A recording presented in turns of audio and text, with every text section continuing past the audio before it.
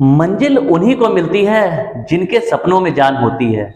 कि मंजिल उन्हीं को मिलती है जिनके सपनों में जान होती है।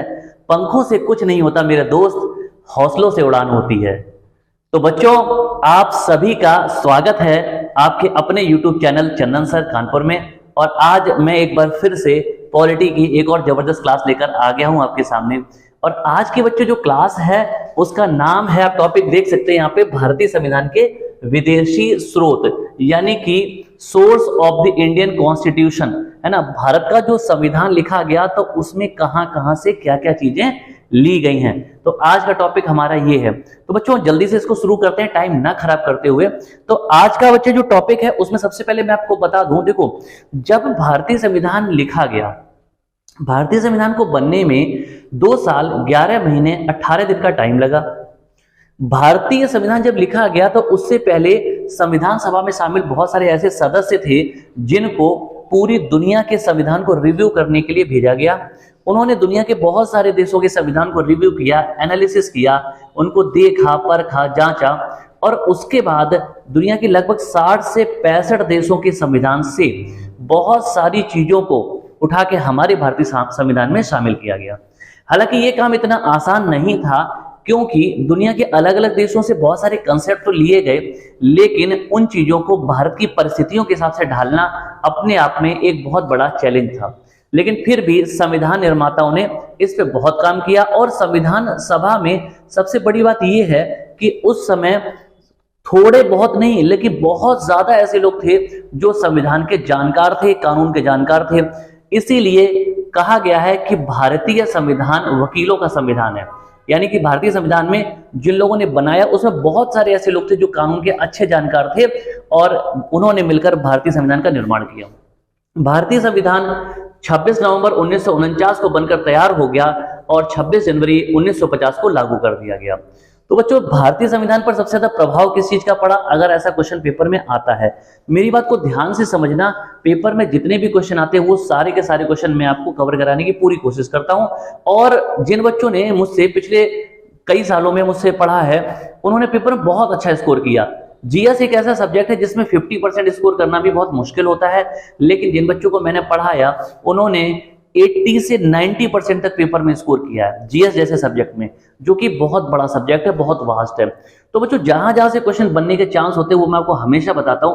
तो देखो, सबसे पहले तो अगर मैं ये बात करूंगा कि पेपर क्वेश्चन आता है कि भारतीय संविधान पर सबसे ज्यादा प्रभाव किस देश का पड़ा, है ना, भारतीय संविधान पर सबसे ज्यादा प्रभाव किस देश का पड़ा, तो आंसर होगा ब्रिटेन का। भारतीय संविधान पर सबसे ज्यादा प्रभाव किस आर्टिकल का, किस आर्टिकल की बजाय हम अगर एक्ट कहेंगे तो ज्यादा अच्छा रहेगा कि किस एक्ट का पड़ा, तो उसका नाम होगा 1935 का भारत शासन अधिनियम। ठीक है, 1935 का जो एक्ट है इसका सबसे ज्यादा प्रभाव पड़ा बच्चे भारतीय संविधान पर।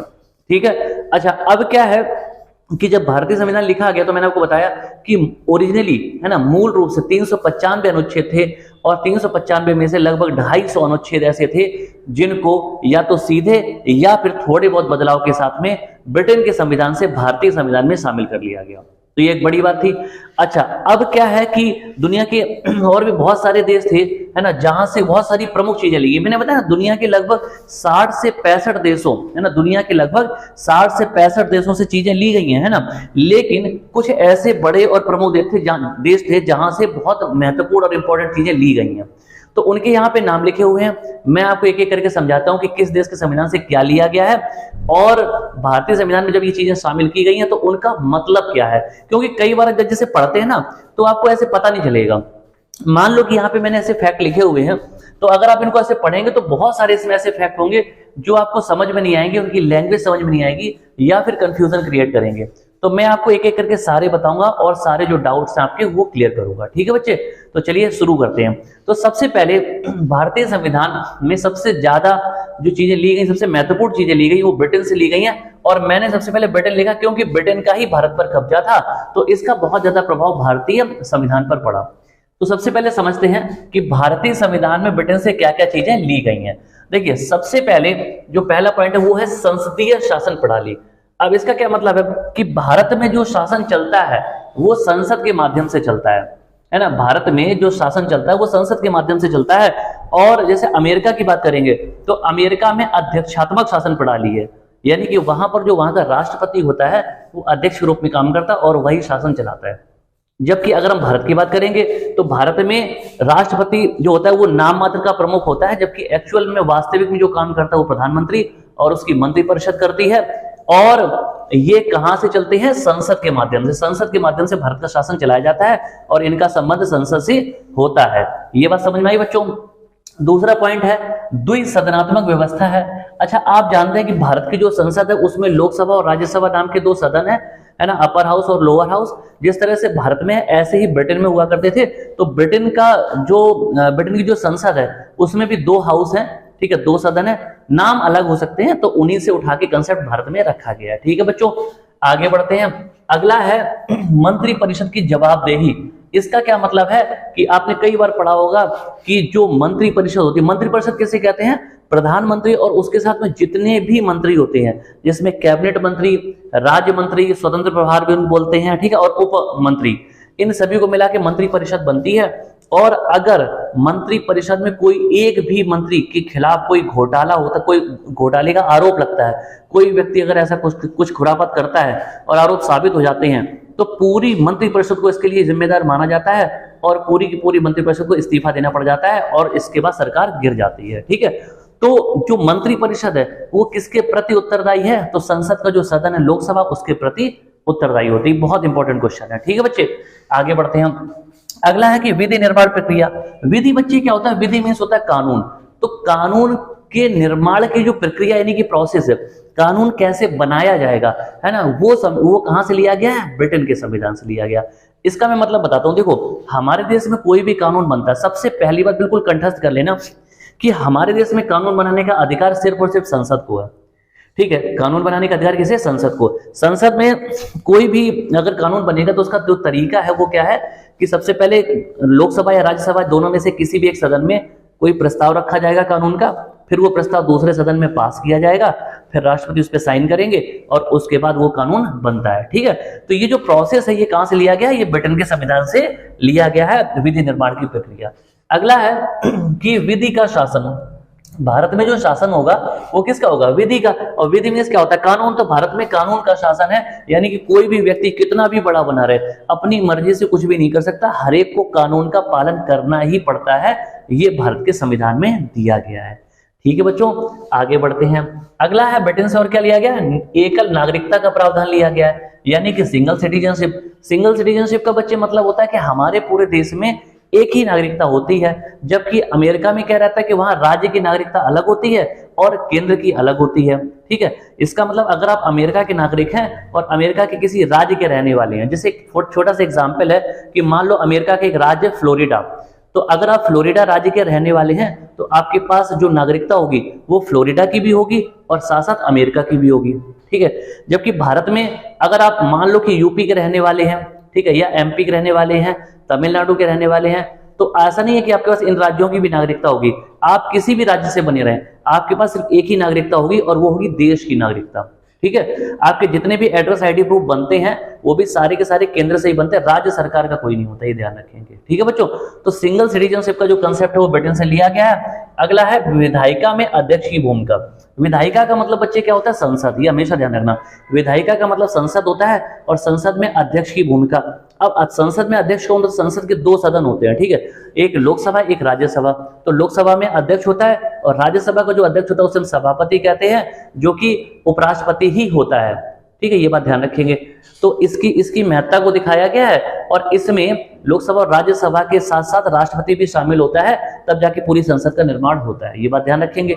तो ये सभी चीजें बच्चों कहां से ली गई थी? ब्रिटेन के संविधान से ली गई थी। सबको समझ आया? कोई भी पॉइंट ना समझ में आए तो या तो कमेंट करके पूछ सकते हैं या वीडियो को वापस रिवर्स करके दोबारा से सुन सकते हैं। ठीक है बच्चों, अगला है अमेरिका। अब अमेरिका के संविधान से देखो क्या क्या लिया गया है। सबसे पहले मूल अधिकार। मूल अधिकार को मौलिक अधिकार बोलते हैं, जिनको फंडामेंटल राइट्स कहते हैं। और मैंने आपको पिछली क्लास में भी इसके बारे में बताया था कि जब भारतीय संविधान बना था तो इसमें 7 मूल अधिकारों को शामिल किया गया था। अभी कितने हैं? अभी 6 हैं। 6 में से क्या मतलब है? एक ऐसा है संपत्ति का अधिकार, जैसे राइट टू प्रॉपर्टी। इसको 44वें संविधान संशोधन 1978 के द्वारा जो मौलिक अधिकार है उससे हटाकर कानूनी अधिकार बना दिया गया था और आर्टिकल 300A में रख दिया गया था। ये बात ध्यान रखेंगे, ठीक है। अच्छा, इससे पहले ये आर्टिकल 31 और 19 के अंतर्गत आता था, ठीक है। अच्छा, इसके बाद अगला है उद्देशिका का विचार। देखो, उद्देशिका को ही हम प्रस्तावना कहते हैं और इंग्लिश में से प्रियम्बल कहते हैं। तो प्रियम्बल का जो विचार था, जो कंसेप्ट था कि हमें हमारे संविधान में उद्देशिका नाम की कोई चीज शामिल करनी है, प्रस्तावना नाम की कोई चीज शामिल करनी है, ये जो विचार था, ये जो कंसेप्ट था, वो कहां से लिया गया था? अमेरिका से लिया गया था। इसमें कंफ्यूज नहीं होना। यहाँ अगर आप देखेंगे तो यहाँ लिखा प्रस्तावना की भाषा ऑस्ट्रेलिया से ली गई थी, ठीक है। लेकिन उद्देशिका का जो विचार है, उद्देशिका और प्रस्तावना एक ही चीज है, ध्यान रखें, ठीक है। तो इसका जो विचार है वो अमेरिका से लिया गया था, ये बात बिल्कुल ध्यान रखें, ठीक है।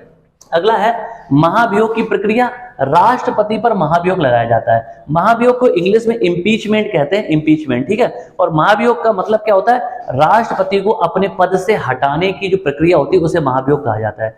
अच्छा, राष्ट्रपति को हटाने का जो प्रोसेस है, जो प्रक्रिया, उसे महाभियोग कहा जाता है, यानी कि इम्पीचमेंट कहा जाता है, ठीक है। और राष्ट्रपति को अगर पद से हटाना है तो उसके लिए एक प्रॉपर व्यवस्था की गई। हालांकि राष्ट्रपति अपने पद से सिर्फ एक ही कंडीशन में हटाया जा सकता, वो क्या है कि अगर राष्ट्रपति संविधान का उल्लंघन करता है तो उस केस में ही लोकसभा या राज्यसभा में उसके खिलाफ प्रस्ताव लाया जा सकता है और उसके बाद फिर आगे का जो प्रोसेस है वो कंप्लीट किया जाएगा। अब राष्ट्रपति को किस तरह से हटाया जाता, महाभियोग है क्या, ये मैं आपको आगे जब टॉपिक आएगा राष्ट्रपति, तब मैं आपको पूरा डिटेल से बताऊंगा, ठीक है बच्चे। तो राष्ट्रपति को हटाने का जो प्रोसेस होता है महाभियोग, उसका कंसेप्ट कहां से लिया गया? अमेरिका से लिया गया।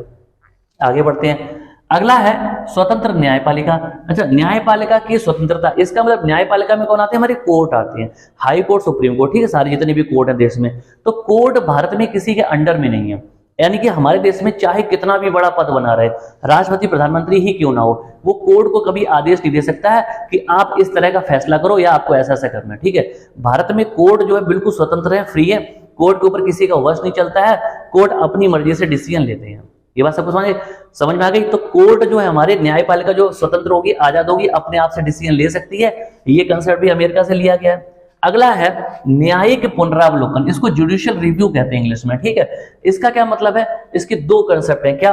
अगर संसद ने कोई कानून बना दिया है ना, तो एक बार सुप्रीम कोर्ट उस पर नजर रखता है, चेक करता है कि वास्तव में ये कानून जो बनाया गया है ये लोक हित में है कि नहीं है, संविधान के मूल ढांचे में परिवर्तन तो नहीं कर रहा है या असंवैधानिक तो नहीं है। तो ये सारी चीजें। दूसरा कि अगर सुप्रीम कोर्ट ने कोई डिसीजन दे दिया है तो अपने ही डिसीजन को दोबारा से चेक करना, ठीक है। जैसे मान लो एक छोटा सा एग्जांपल है, माफ करना, थोड़ा सा पानी पी लिया जाए।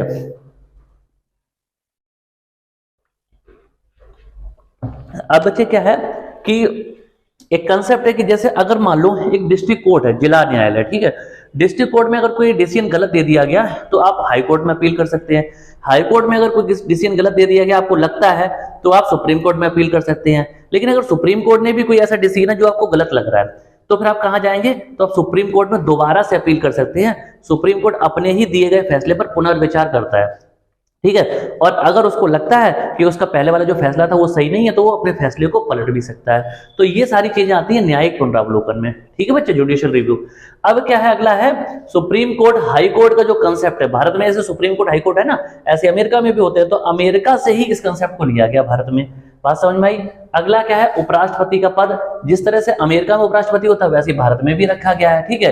तो उपराष्ट्रपति का जो पद है ये भारतीय संविधान में रखा गया। कहां से इसका कंसेप्ट लिया गया? अमेरिका से लिया गया है। अच्छा, उपराष्ट्रपति होता है क्या? Vice president of India. वित्तीय आपातकाल क्या होता है? फाइनेंशियल या फाइनेंशियल इमरजेंसी होती है, अनुच्छेद 360 में आती है। भारतीय संविधान के अनुच्छेद 360 में से रखा गया। इसका मतलब जब पैसे की स्थिति अंतरराष्ट्रीय स्तर पर बहुत ज्यादा खराब हो जाए हमारे देश की, है ना, हमारा देश बिल्कुल कंगाली की कगार पे पहुंच जाए, महंगाई हद से ज्यादा बढ़ जाए, कंट्रोल ना हो। अभी हाल ही के दिनों में श्रीलंका में कुछ ऐसा देखने को मिला। तो इस तरह की जब स्थिति होती है तो उसे वित्तीय आपातकाल कहा जाता है। संविधान के अनुच्छेद 360 में आता है। और ये जो कंसेप्ट है कहां से लिया गया? अमेरिका के संविधान से लिया गया है, ठीक है बच्चों। यहां तक समस्या अगर किसी को तो बताओ, सबको समझ में आ गया? आगे बढ़े, चलो। अच्छा, अगर आप जैसे क्लास देख रहे हो, आपको अगर क्लास अच्छी लग रही है या आप देखने भी आते हो तो उस पर एक बार कमेंट कर दिया करो, है ना, जिससे मुझे पता चल जाता है कि किन किन बच्चों ने क्लास को देखा है और कौन कौन आए थे। कई बार ऐसे पता नहीं चलता, ठीक है।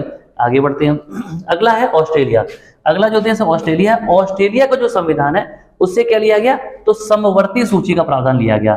आपको पता है कि केंद्र और राज्य के बीच में जब शक्तियों का विभाजन किया गया तो उसके तहत 3 तरह की अनुसूचियां बनाई गई। एक होती है संघवर्ती सूची, जिसमें केंद्र का अधिकार होता है, राज्यवर्ती सूची में राज्य का अधिकार होता है, और समवर्ती सूची में राज्य और केंद्र दोनों का ही अधिकार होता है, दोनों सरकारों का। ठीक है, तो समवर्ती सूची का जो प्रावधान है हमारे भारतीय संविधान में, है ना, वो कहां से? ऑस्ट्रेलिया के संविधान से लिया गया, और संविधान की 7वीं जो अनुसूची है उसके तहत ये आते हैं। इसको इंग्लिश में कॉन्करेंट लिस्ट कहते हैं। ठीक है बच्चों।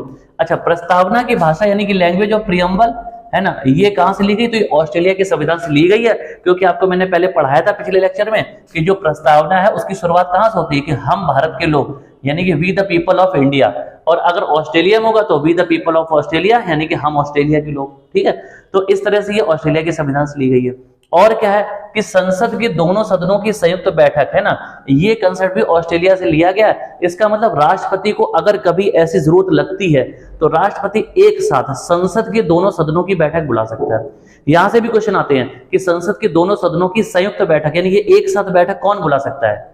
तो आंसर क्या होगा? राष्ट्रपति। सदन कौन से होते हैं? लोकसभा, राज्यसभा। ठीक है, तो राष्ट्रपति ने बैठक बुला तो ली, लेकिन उस बैठक की अध्यक्षता कौन करता है? तो इसका आंसर होता है लोकसभा का अध्यक्ष करता है। ये ध्यान रखना। ठीक है बच्चे, आगे बढ़ते हैं। अगला है शक्तियों का विभाजन। अच्छा, शक्तियों का विभाजन से क्या मतलब है? कि केंद्र और राज्य के बीच में जो आपसी संबंध है और शक्तियों का जो बंटवारा किया गया है वो ऑस्ट्रेलिया के संविधान से लिया गया है, कि तुम्हारे अंडर में ये वाले डिपार्टमेंट या विभाग आएंगे, मेरे अंडर में ये वाले आएंगे। ठीक है, ताकि आपसी टकराव ना हो। तो इस वजह से ये ऑस्ट्रेलिया से लिया गया।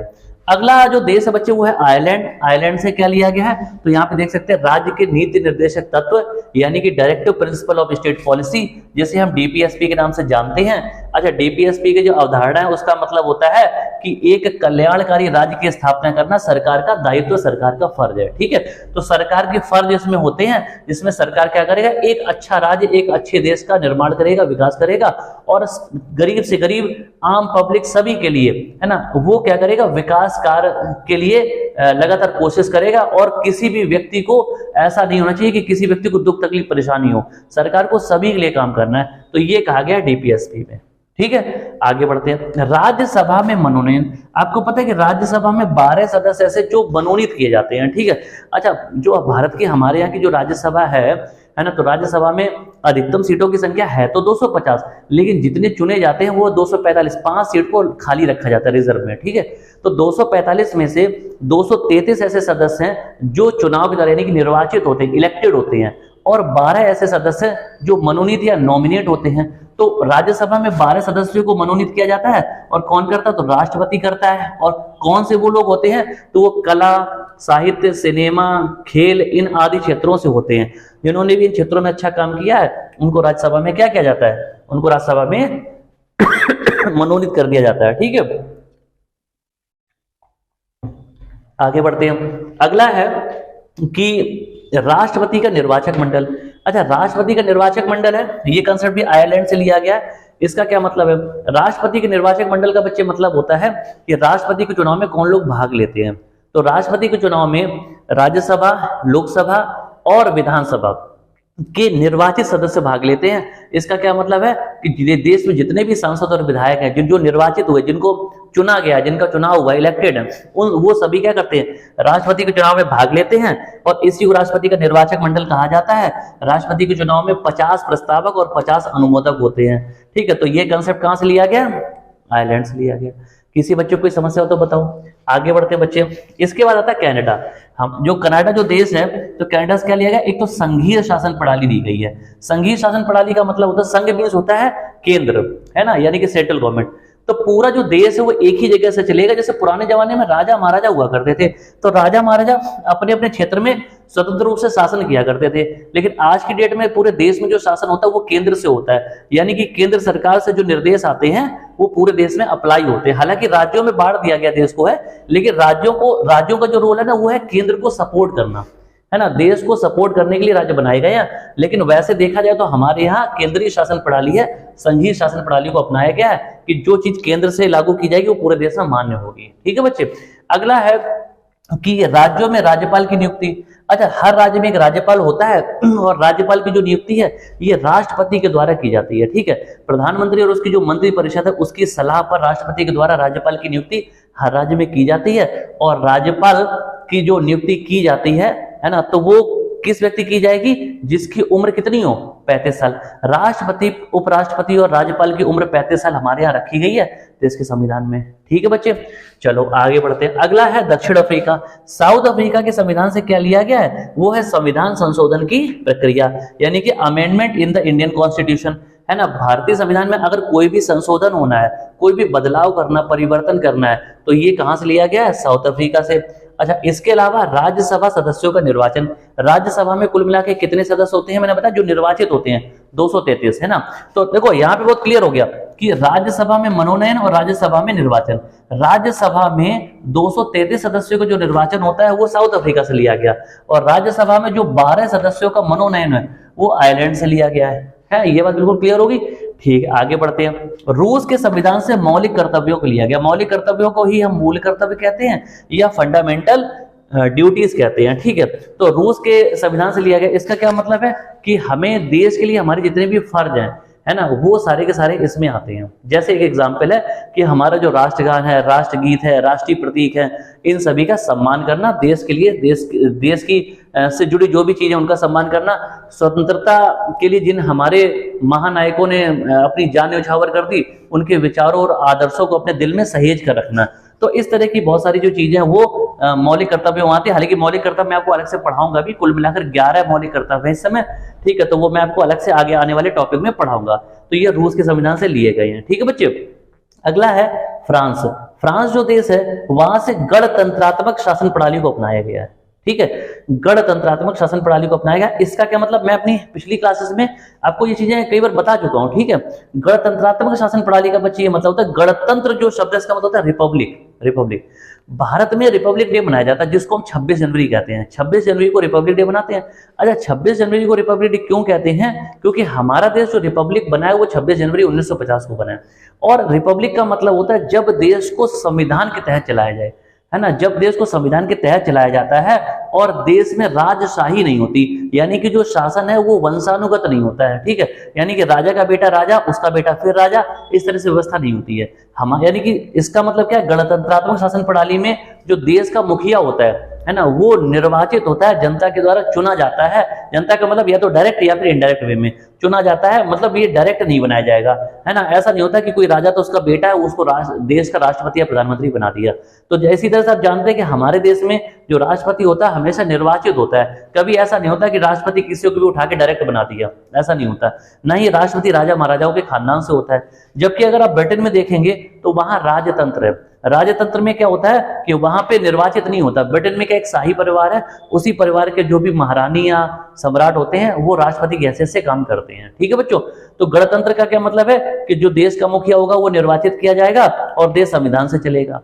ठीक है, किसी राजा महाराजा की मर्जी से नहीं चलेगा, ये बात ध्यान रखेंगे। और जर्मनी का लास्ट में हम देखते हैं, जर्मनी जो है हमारे पास, ठीक है, जर्मनी से क्या लिया गया, आपातकाल लिया गया। कौन से आपातकाल की बात हो रही है, राष्ट्रीय आपातकाल की बात हो रही है कि जैसे कि देश में कोई भी सशस्त्र विद्रोह हो जाए या फिर क्या हो जाए कि विदेशी कोई ताकत है या कोई देश, दूसरा देश वो हमारे देश पर आक्रमण कर दे, तो ऐसे केस में राष्ट्रपति के पास ये शक्तियां हैं कि वो आपातकाल लगा के क्या क्या चीजें कर सकता है। ठीक है, तो ये बात बोलेगी। अच्छा, जब आपातकाल देश में लगता है, राष्ट्रीय आपात लगता है, तो उस समय राष्ट्रीय मौलिक अधिकारों को भी स्थगित कर सकता है उस टाइम के लिए, है ना। मौलिक अधिकार स्थगित कर दिए जाते हैं, सिर्फ एक को छोड़ के, और वो है प्राण एवं दैहिक स्वतंत्रता। यानी कि आपको शरीर से और आत्मा से कोई परेशान नहीं करेगा, उसके अलावा आपके बाकी मौलिक अधिकारों को कुछ समय के लिए रोक दिया जाएगा, स्थगित कर दिया जाता है।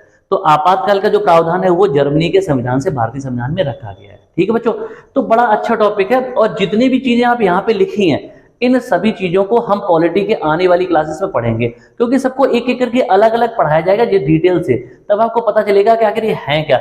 जैसे मैंने बताया ना, राज्य के नीति निर्देशक तत्व बता दिया हुआ, जैसे मैंने आपको मूल कर्तव्य बता दिए, आपातकाल बता दिया, तो ये सारे जितने पॉइंट है आने वाले टाइम में मैं आपको सब डिटेल से पढ़ाऊंगा एक एक करके। ठीक है बच्चों, तो आज की जो क्लास है कैसी लगी, अगर क्लास अच्छी लगी हो तो बस इतना कहना चाहूंगा कि क्लास को दूसरे बच्चों से भी शेयर कर दें और चैनल को ज्यादा से ज्यादा सब्सक्राइब कर दें, ताकि हमारा मोटिवेशन लेवल और बढ़े। अब मैं आपको देखो लगातार क्लासेस दे रहा हूँ डेली, आप देख भी रहे होंगे। ठीक है, और अगर क्लास की टाइमिंग को लेकर कोई दिक्कत हो तो आप मुझे मैसेज कर दो, कमेंट करो, तो मैं देख लूंगा, टाइमिंग भी चेंज कर दूंगा जिस टाइम आप लोग चाहें, है ना। जो टाइमिंग आप सब लोग चाहते हो उसी टाइम क्लास कर देंगे। ठीक है बच्चों, तो क्लास को आप ज्यादा से ज्यादा लाइक शेयर और सब्सक्राइब जरूर करें। और अगर अच्छी लगी हो तो मुझे कमेंट करके जरूर बताएं। तो जल्दी मिलते हैं अगली क्लास में, तब तक के लिए नमस्कार, जय हिंद बच्चों।